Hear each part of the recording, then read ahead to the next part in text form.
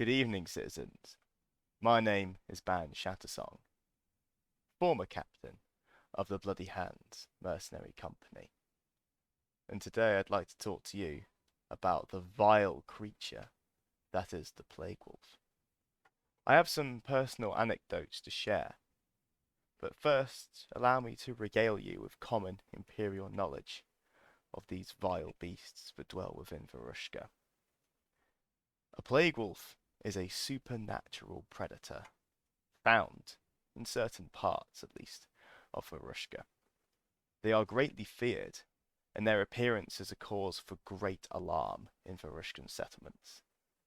Technically, they are wolves, the Varushkan word for a low threat, and I mean this in a relative term. A low threat monster. But, as with the Mora, another type of wolf we'll perhaps touch on another time, they are practically occupying a middle ground between a wolf and a sovereign. They are intelligent and seem in some ways to feast on the death of living creatures.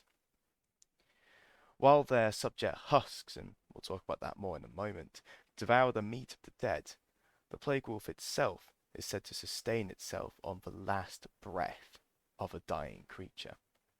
While they can feed on the terrified deaths of animals, they much prefer to drink the life breath of humans and orcs, a more delicate flavour. They do not need to physically suck the breath from a victim, but sometimes they can be seen doing so. But rather, they seem to be able to suck the essence out of the air itself. Plague wolves are doubly dangerous because they are never encountered alone. And as I mentioned previously, this is the husks, the flesh-hungry husks that these plague wolves are always surrounded by. The plague wolves use their sickening powers to create servants and soldiers. There are some unreliable stories suggesting that similar creatures might exist in other parts of the world. There are tales from the deserts of Zira of a similar sounding creature whose breath desiccates living flesh. They are said to feast on the fluids of the body in the same way that a plague wolf feasts upon the breath. There are also stories from the distant Sumer Republic of jaguar-like beasts that eat the skin of the living. It is not clear whether these creatures, if they even exist, are related to the plague wolf, or, as is more likely, are entirely different supernatural predators and unrelated in any way. These hulking beasts are furred humanoids with the features of predatory animals. Some might describe them wolf-like. Most commonly, they have muzzles and similar wolf-like features, tall ears, sharp fangs, although there can be versions with a rat or bear-like detail. As intelligent predators, they sometimes use weapons, armor, or other tools. And there is at least one story of a plague wolf that wielded an enchanted scythe, which it used to cut down its opponents before devouring their life. Plague wolves are larger than humans, 8, perhaps 9 foot tall sometimes, and they are a potent, immortal threat in combat. They will never be encountered alone, and being surrounded by a pack of shambling, flesh-hungry husks, they use this controlled bodyguard to escort them and protect them in battle. And as noble Imperials or barbarian orcs die, the plague wolf creates more husks through the use of its horrible, pestilent breath. A living being caught in the exhalations of a plague wolf is envenomed, and the flame of their life is snuffed out by any serious illness. Worse still, shortly after their death, the victim rises up as an abominable horror that preys on the living, sometimes howling and hunting in packs of other flesh-hungry husks. Some scholars suggest that the effects of Virus lanare, a potent poison, are modelled on or somehow derived from the effect of the Plaguewulf breath. These creatures are said to be able to use their baleful spittle to create subject husks from the freshly dead bodies that they slay. Sometimes these bodies have been buried for days, and this effect still takes place. However, it is seen as more time-consuming, and perhaps should a Plaguewulf be spotted doing this, they could be desperate or vulnerable.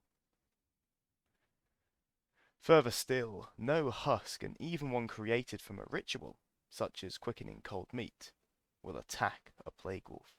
They are inherently unable to hurt what some might describe as a primogenitor.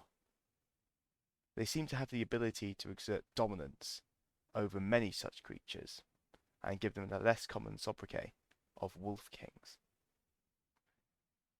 In addition to their venomous exhalations, the Plaguewulf is known to possess great reserves of healing energy, which it sometimes shares with its husk minions. When physically challenged, it can strike mighty blows with its claws that rend limbs and send opponents sprawling. No, I'll talk about it later. Not just yet. But it must be said that I have seen such monsters in combat. To describe the opponent as sprawling is perhaps sugar-coated. What these creatures can do to a citizen is barbaric, monstrous, and some of the most violent eviscerations I've ever seen on a battlefield. Anything short of a fully plated Dornish knight or a Highguard cataphract will be torn asunder in moments. Furthermore, any area where a Plaguewulf has laired for an extended period of time tends to acquire an aura of sickness, lethargy, and a creeping despair. This makes facing the creatures in their dens doubly difficult. In rare cases, their dens have also been found to be regios. And at this point, the aura becomes even more powerful. However, there are some weaknesses to a Plaguewulf. They cannot abide the touch of fresh, pure water. Running water, especially, such as that found in rivers and large streams. The fresher and purer the water, and the faster it flows, the more they hate it. This expresses itself most clearly in a reluctance to cross or approach large bodies of water, such as lakes or rivers, and attempts to drive a Plaguewulf off with buckets of water have, unfortunately, proved unsuccessful. Conversely, they are often attracted to areas of polluted or poisoned water, especially if stagnant. There is a story of a Plaguewulf that entered the sewers under Temeshwar in the year of 218 and wreaked havoc there until the combined force of Temeshwari Bravos and Varushkan Wardens tracked the creature to its lair and destroyed it. It is important to note that the husks created by a Plaguewulf are not impeded by water in any way, and with such a malign intelligence behind the Plaguewulf, you can be assured that those husks will fill in for the weaknesses that such a creature may have. You might think with such an intelligent creature there may be more to them, perhaps some kind of primitive society, perhaps even a language. But, as far as we have observed, these supernatural predators have no culture or customs as such. Whilst they can speak, it is rare that they ever meet up with others of their kind, and they are entirely solitary.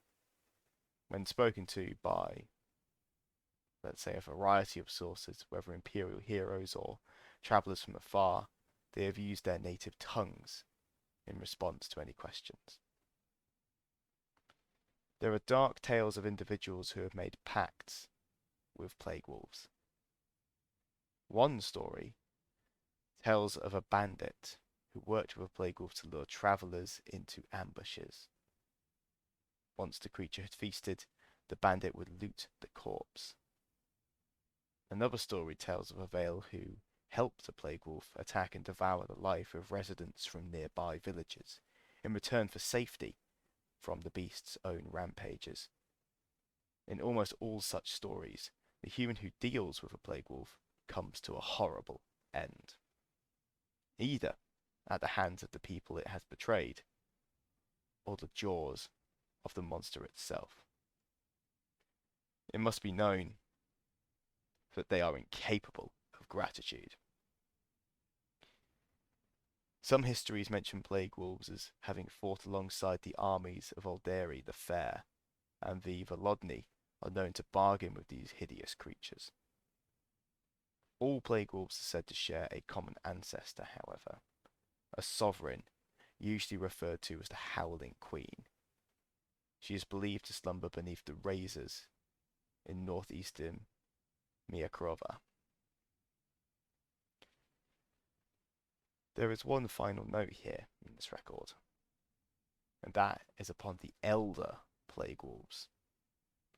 Now, if one can call a plague wolf regular, a regular plague wolf occupies a space between wolf and sovereign.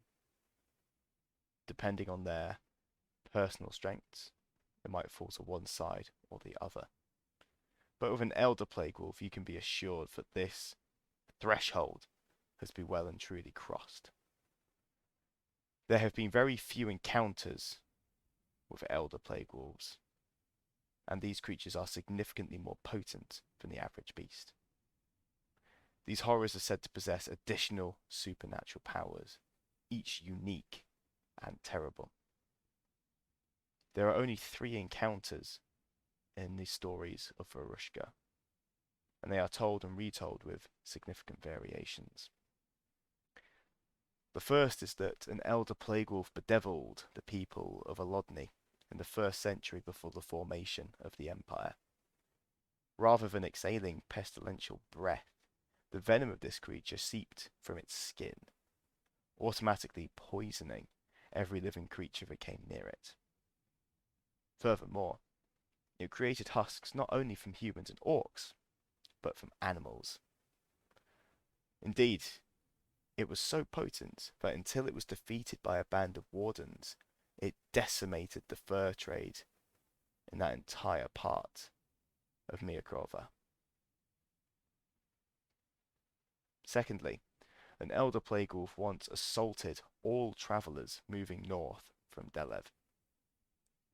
The presence of this horror poisoned plants as well as animals, and anyone who ate such a plant that the creature had breathed on was affected by its horrible venom. It was burnt to death by a joint effort of Shlakta and Temeshwari Bravos. Thirdly, and at the height of the fighting against Alderi the Fair, a pitched battle took place near Triov in Voldomats. A single elder plague wolf with 2 subservient plague wolves was said to be able to call up a stinking grey-green mist that washed across the forces opposing them in a tide of venom and pestilence. It spread, allegedly, for over half a mile. The 2 lesser plague wolves were slain by forces supported by Navari Vates, but the elder was never accounted for. The tally of imperial lives that they took was severe. Finally, an elder plague wolf assaulted Vales across Dupladari and Srojkolja until it was apparently defeated by a lone warden named Misha Goshinov Seneriv. Misha used a powerful amulet that protected the warden from the creature's venomous breath. The story suggests that not only did the breath bring a deadly venom with it, but also that of the husks it created, leading to a veritable plague of shambling horrors across southern Miakrova. So there you have it. Plague wolves, elder plague wolves, and a Navari's vain attempt to pronounce the place names of vales and villages in Varushka. I did say at the start that I would like to regale you with perhaps some of my personal experiences. And coming from a dead man, they are perhaps not lessons, but warnings. Many moons ago, I was unfortunate enough to head out on a skirmish from the gates of Anvil. This was a combined effort of Navari scouts and Dornish knights, supported by a few healers from the Brass Coast. Our mission was to approach this lair, this rocky outcrop that, well, at least according to scouting reports, had a large number of husks located around them. Fearing some kind of necromancer, and in the, you could say, backlash from the Fever Water undead army a few years ago, we were sent in to clear it out. Upon arrival, sure enough, in the bay moonlight, there stood a crowd of shambling husks, and the Dornish knights naturally set upon them with glee and perhaps reckless abandon. Whilst the Navar and the Brass Coast manoeuvred into position, there was a deafening, shrieking howl. From the darkness at the end of this field, a dark creature emerged. From the rocky outcrop, this black-furred, wolf-like humanoid arose. Its eyes glowed a bright blood red in the blackness that surrounded it.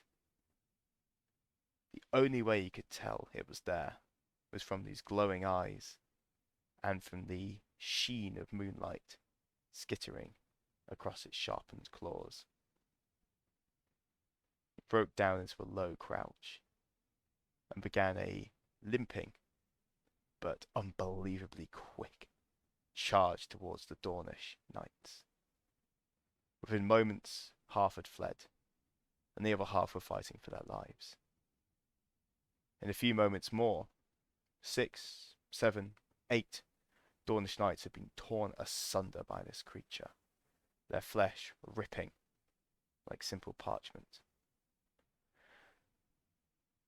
The rest of the Dornish knights managed to gather themselves, and with the Navar, myself amongst them, and the Brass Coast Kohan, we charged in, hoping that our superior numbers would prevail.